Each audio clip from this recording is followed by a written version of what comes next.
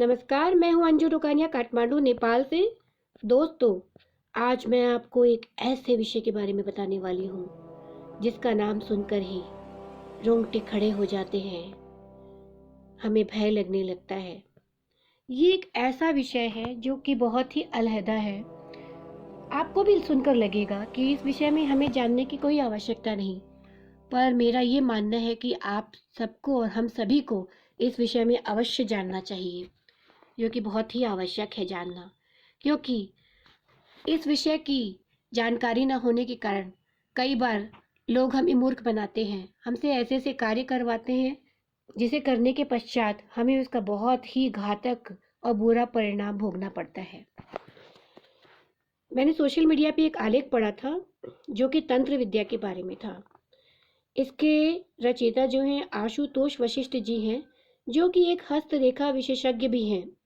जी हाँ, उन्होंने तंत्र साधना के बारे में इतना कुछ बताया है कि आपको ये जानने की और मुझे भी ये जानने की बहुत ज़्यादा आवश्यकता है। तामसिक साधनाएं एक छलावा, एक जाल है। तंत्र साधनाओं के मनमोहक लाभों को देखकर अधिकांश लोगों का मन विचलित हो जाता है। बाहरी क्रियाकलापों की सरलता को देखते हुए कोई भी तंत्र साधना करने के लिए तैयार हो जाता है, किंतु हमें यह जान लेना चाहिए कि तंत्र जितना सरल दिखता है ना, उतना सरल होता नहीं है। तंत्र उस बियावान जंगल से होकर जाने वाला मार्ग है जो दूर से तो बहुत ही सुंदर और लुभावना दिखता है, किंतु जब उसमें प्रवेश किया जाता है तो उसकी भयानकता का अंदाजा हो जाता है। तंत्र की इन्हीं कठिनाइयों को देखते हुए विद्वान तंत्राचार्यों ने तंत्र ग्रंथों को अलंकारिक शब्दों में लिखा है, अलंकारिक भाषा में लिखा है, जिसे हम या आप नहीं पढ़ सकते, सामान्य लोग, जिसे केवल अधिकारी पात्र समझ सकते हैं। अतः तंत्र ग्रंथों में जहाँ तहाँ जो विधियाँ मिलती है वह फलित नहीं होती। उसका एक कारण ये भी है कि कोई भी विधि पूर्ण रूप से नहीं लिखी हुई होती, अधूरी होती है। इसलिए तंत्र का महाज्ञान, महाविज्ञान सालों से गुरु शिष्य परंपरा से अपना अस्तित्व बनाए रखे हुए है। अतः किसी को भी आवेग में आकर बिना योग्य मार्गदर्शक के अभाव में किसी भी तंत्र साधना का अभ्यास नहीं करना चाहिए, अन्यथा इसका परिणाम बहुत बुरा हो सकता है। आप मंत्र या किसी तंत्र का गलत प्रयोग करते हैं तो आपने जो भी सिद्धियां हासिल की है ना, वे निष्प्रभावी हो सकती हैं और अंत में आपकी दुर्गति भी होती है। जैसे आपने यक्षिणी या कर्ण पिशाचिनी साधना के बारे में तो सुना ही होगा, परंतु यह सिद्धि प्राप्त कर लेने के बाद इंसान की आत्मा मोक्ष की ओर नहीं जा सकती। जी हाँ, नहीं जा सकती। जब ऐसा इंसान मृत्यु प्राप्त करता है तो कर्ण पिशाचिनी उसको अपने साथ कर लेती है और उसके बाद वह अनंत काल तक वहीं अटक कर रह जाता है। तांत्रिक साधनाएं तलवार की धार पर चलने के समान होती हैं।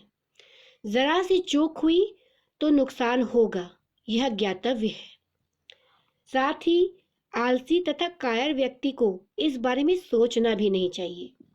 तंत्र साधना या तांत्रिक क्रियाओं के माध्यम से जीवन में जल्दी सफल होना चाहते हैं कई लोग, या किसी को नुकसान पहुंचाने की मंशा से वो यह सब करते हैं। ऐसे लोग अपने जीवन में बहुत पछताते हैं। वर्तमान में तंत्र का गलत अर्थ निकालकर उसे जादू टोने से जोड़ दिया गया है। अनेक से ऐसे व्यक्ति होते हैं जिन्होंने तंत्र क्रियाएं सिद्ध करने की भरपूर कोशिश की है, परंतु सफलता नहीं मिली। वो आपको कभी सुखी या संपन्न नहीं मिलेंगे। इसकी वजह बहुत गहरी है। जो उसके पुण्य कर्म, सात्विक ऊर्जा, आशीर्वाद, इष्ट या पितरों की कृपा उसके ऊपर है ना, ये शक्तियां उस तामसिक शक्तियों से साधक को बचाने में लग जाती हैं। नतीजा ये होता है कि जो ऊर्जा आपके भाग्योदय में लगनी थी वो तो सुरक्षा में लग जाती है आपके। तो आपके जीवन में ना तो आपको साधना हासिल हुई, ना ही भाग्योदय हुआ। मिला क्या? सिर्फ भटकाव और भटकाव। तंत्र साधनाओं की गोपनीय शर्तें होती हैं कुछ। हर चीज की कीमत चुकानी पड़ती है। तंत्र साधना के दौरान सरल शब्दों में बोले तो साधक व शक्ति के बीच समझौता होता है, एक तरह का समझौता होता है जी। हर साधना की कुछ गोपनीय शर्तें होती है, कुछ वचन, कुछ छलावे होते हैं। आम आदमी इसे ना समझते हुए इनके चक्करों में पड़कर अपना जीवन बर्बाद कर लेते हैं। इस विषय से जुड़े हुए मैं कुछ बिंदु आपको बताती हूँ, कुछ जो गोपनीय शर्तें हैं। पहली, पछतावे के सिवा कुछ नहीं इस रास्ते में, कुछ भी नहीं। तामसिक शक्ति सर्वप्रथम साधक को उसके परिवार से दूर कर देती है। सबसे पहले कुछ साधनाओं के कौल वचन ऐसे होते हैं जो साधक परिवार के साथ रहकर पूरे नहीं कर सकता।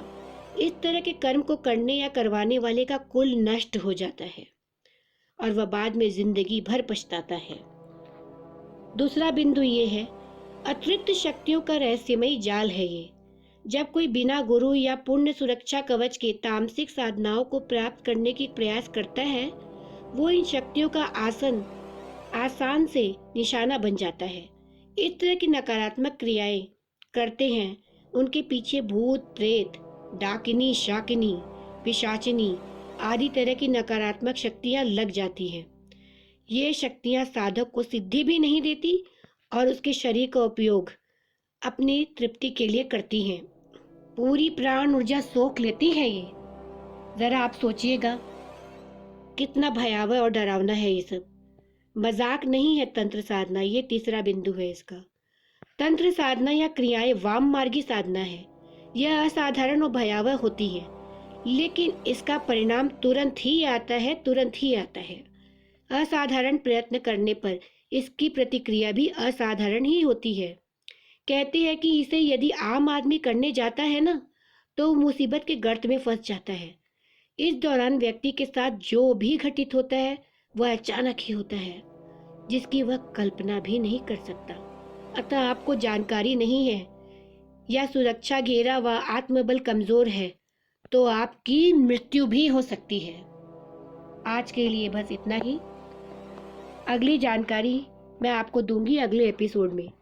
तब तक के लिए